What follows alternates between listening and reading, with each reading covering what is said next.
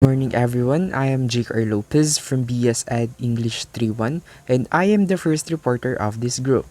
The topic that was assigned to me is the introduction of philosophy and the traditional schools of philosophy, specifically the idealism and realism.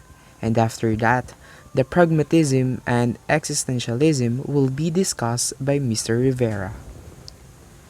The beliefs that embodied in philosophy has an impact on the curriculum content because these beliefs and values would help the students to become a well-equipped learners. So the symbol that you are seeing right now on your gadgets is the symbol of philosophy. The word philosophy was born out of the words philos, meaning love, and sophie, meaning wisdom. Let's proceed now to the traditional schools of philosophy. And the first one is idealism. So idealism, this is the view that only reality is the ideal world.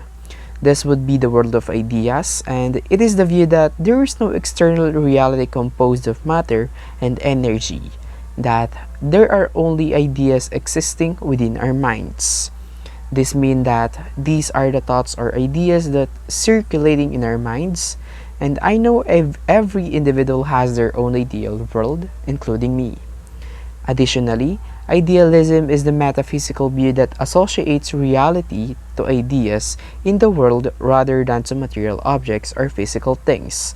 So these material objects are the things that tangible, and the metaphysical view is referring to an idea, doctrine, or teaching or posited reality outside of human sense of perception.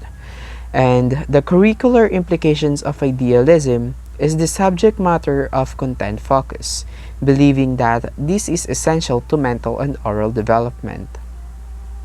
So the aim of education in idealism is to give the students a complete knowledge and understanding of human nature, motives, and institutions. By teaching this to the students, it could develop their mental and the way they perceive things in life.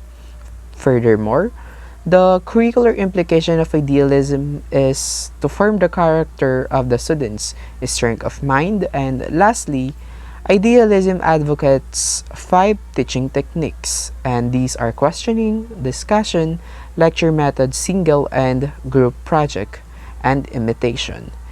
And when it comes to fundamental importance of mind and spirit of the developing them in the learner, meaning it is really important to think critically when having or creating a decision. That is why it is really important to develop these aspects to the learners for the reason that it could help them in all aspects of their lives. And the next topic is realism. So realism is a philosophy started by the ancient Greek writer Aristotle. It states that there is true reality and things exist whether humans perceive them or not. And the fundamental ideas of realism is truth can be tested or proven. Realism believes that fullest development of personality can be possible through proper training of senses. By that, you will be able to identify if it is true or not.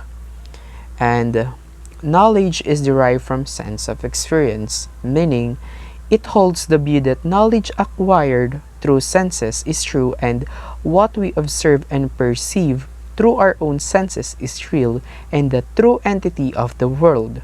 It says that physical object is physical world rather is objective and factual. On the other hand, personal feelings and desires are subjective and secondary.